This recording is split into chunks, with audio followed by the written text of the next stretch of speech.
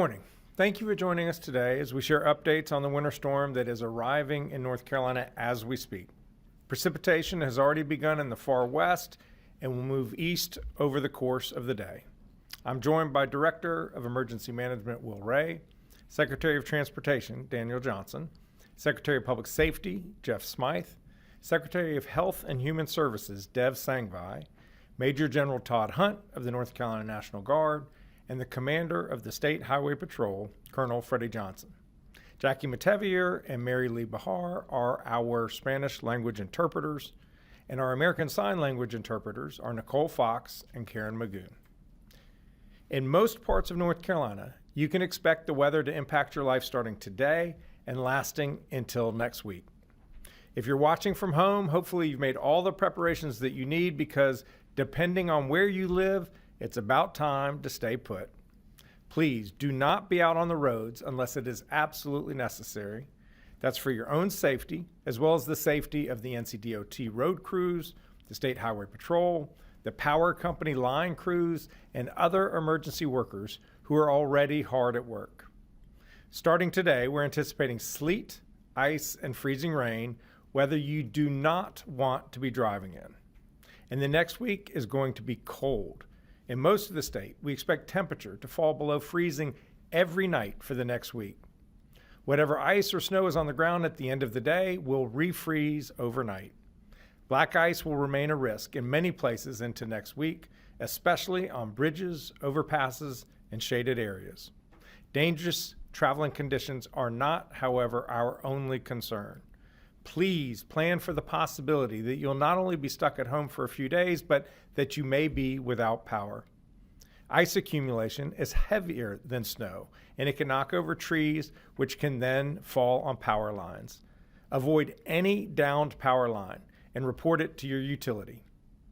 Fellow North Carolinians, this is a serious storm. We are taking it seriously, and so should you. Last night, I requested an emergency declaration from President Trump, which we received approval of that request within the last hour. This declaration enables us to access federal assets so that we can deploy additional generators to critical facilities like hospitals, support sheltering operations, provide emergency food, water, and fuel, get help from the Forest Service to remove downed trees. We are grateful for the partnership of the federal government and its quick approval of our request. At the state level, we have shipped more than 100 pallets of meals and drinking water across the state, in addition to more than 700 cots and blankets. The State Highway Patrol is ready to clear roads and respond to emergencies. NCDOT is fully stocked with fuel and salt to respond to the weather around the clock. 21 counties are opening warming stations. 7 counties are opening shelters. We expect more to happen over the course of the day. Now here's what you can do. Stay informed. Make sure you're following your local media, the National Weather Service, and your local emergency management agency for the latest updates and recommendations. Next, double check your plan for how your household will function if the power goes out. How will you safely keep warm? What will you eat? Who will you call for help in case you need it? Be ready to reach out to family, neighbors, or authorities if you are without power for an extended period of time. Lastly, don't forget to check on your loved ones, your neighbors, or anyone you know who might be vulnerable. When we see someone who needs help, we extend a helping hand. That's the North Carolina way. The safest way for us to get through a storm like this is to do it together. Thank you, and I'll now invite forward Director Ray and then Secretary Johnson. Thank you, Governor, and good morning, everyone. Winter storm warnings, ice storm warnings, and winter weather advisories are going into effect starting midday today for western areas of our state and later this evening farther east. These warnings and advisories remain in effect until Monday across much of the state. Significant wintry precipitation is forecast over the weekend with major impacts lingering into early next week as dangerously cold temperatures are forecast. Light wintry precipitation has already begun across the far western portions of our state, but impacts will be limited until accumulation begins around midday across the mountains. Mixed wintry precipitation will expand into central and eastern portions of our state by late this afternoon and into the evening hours. Sleet, freezing rain, and rain will continue through Sunday and into early Monday. Major impacts from significant ice accumulations are forecast across the southern mountain regions and into portions of the Blue Ridge Escarpment, where 3/4 to over 1 inch of ice accumulations are expected. At this time, much of the Piedmont is forecast to receive greater than 1/4 inch of ice accumulations. The greatest snow and sleet accumulations are expected across northern portions of the mountains and the northwest Piedmont, where 2 to 4 inches is forecast. While precipitation may begin as light snow, most of the accumulations will be from sleet. With cold temperatures settling into the region, any accumulations will linger into early next week and black ice is possible each night. All North Carolinians should be finalizing plans now and should be prepared to stay home and off the roadways starting later today through early next week. The State Emergency Response Team, including all of our interagency partners, the private sector, our nonprofit and volunteer agencies, remain activated. There are 51 local states of emergency, and as the Governor said, 21 local emergency operations center activated or are in monitoring status. We continue to support commodity distribution, and as of this morning, the State Emergency Response Team has distributed approximately 120 pallets of MREs, or meals ready to eat, and drinking water to assist communities with shelter or warming center operations. This is in addition to approximately 1,100 cots and blankets to supplement local supplies, as well as the commodities that have been shipped into local communities over the past several months as we work to build local capacity. Many communities across the state are opening shelter locations or warming stations. For the most up-to-date information on those resources available in your community, please visit your local government and local emergency management agency's website and social media accounts. The North Carolina National Guard and the entirety of the North Carolina State Highway Patrol are active and on station today across the state to assist local communities and state partners with clearing roadways, responding to emergencies, and with transportation needs. 95 National Guard force packages are on station and will be assisting with clearing roadways from downed trees, helping disabled motorists, supplementing first responders, and assisting with commodity distribution. These force packages remain at approximately 454 soldiers, 182 vehicles, and 3 UH-60 Black Hawk helicopters. We remain in close coordination with our energy sector partners who are represented here at the State Emergency Operations Center and will be closely monitoring power outage information to quickly assist in restoring power in our communities that may see outages. The North Carolina Forest Service remains with their resources on station and personnel staged across the state that are ready to assist local first responders with roadway clearing where needed. Our communications personnel and equipment, as we have discussed in previous days, have been pre-deployed to assist with degradation of the 911 systems, radio systems, and phone or data systems. If you have an emergency and call 911 and another community's 911 center answers, do not hang up. Provide them with detailed information about your situation, your location, and they can and will assist you. As a reminder, 911 should be used for emergencies only. For general information, please call 211 or follow your local government and emergency management websites and social media accounts. We will continue to work with the entire State Emergency Response Team, our local and state governments, the private sector, our nonprofit and volunteer agencies, as the forecast continues to evolve to ensure we can support our 11 million North Carolinians.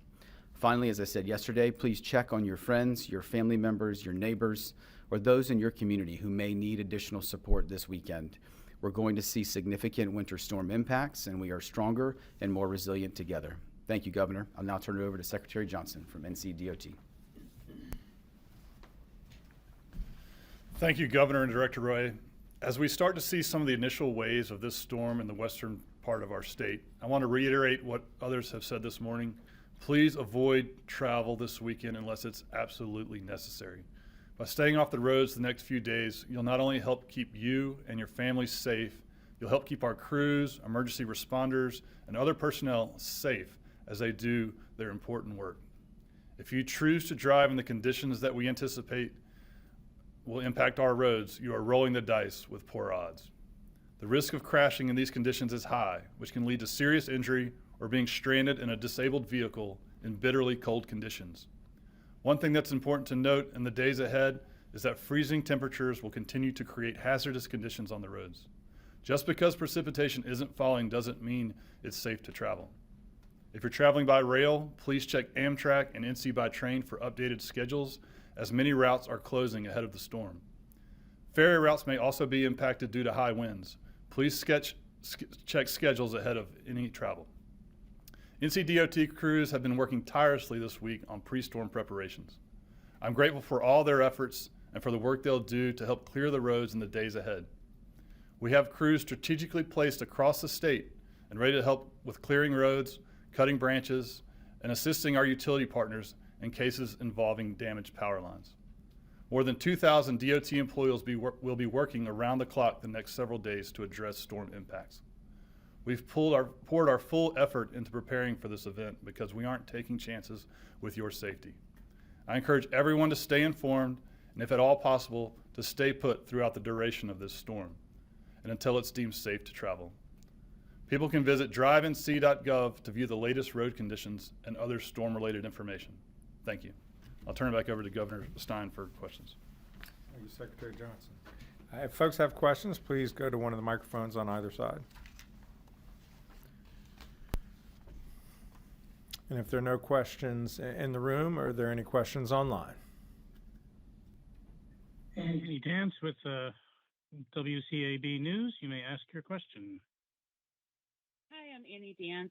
With the winter storm hitting communities that are still recovering from Hurricane Helene, will the state help with debris cleanup?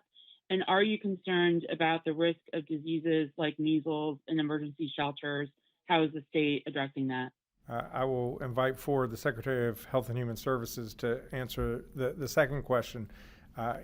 We are concerned about the double whammy impact in western North Carolina. There are already a lot of downed trees left on the ground from the last storm, Hurricane Helene, and any future trees falling will create more headaches, create more fuel on the ground once we get into wildfire season.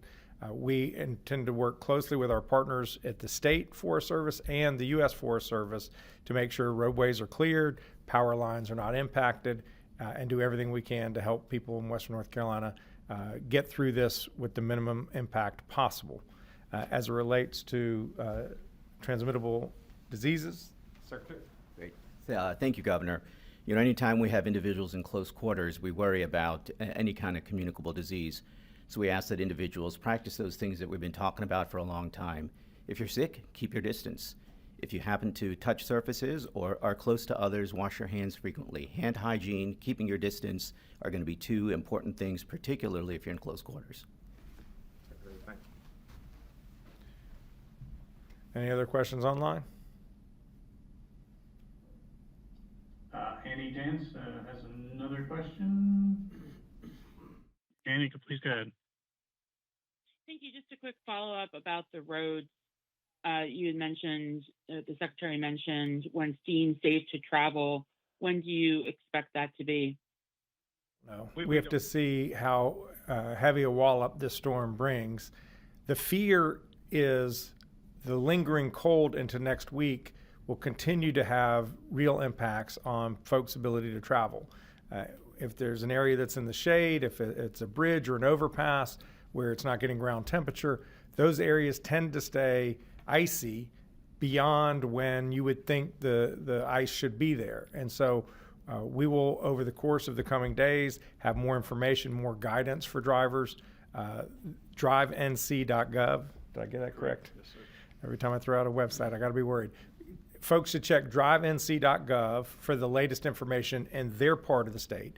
That's the other thing is you might be in the Far East and things actually may be better on Monday.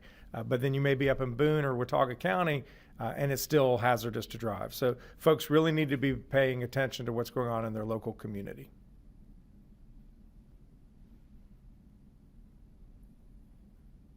We have another question online from Jose Sandoval with Blue Ridge Public Radio.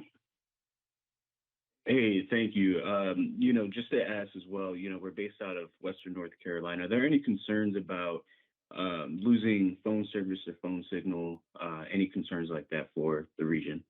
We are worried. We're worried about the impact of the storm on all kinds of infrastructure. whether it's roads and being able to drive, or whether it's phones, being able to talk to each other, whether it's water or wastewater. So we're just on our toes, working in conjunction not only at the state level, but with our local partners and with our private sector partners, so that we can be as responsive to whatever hiccups come along the way.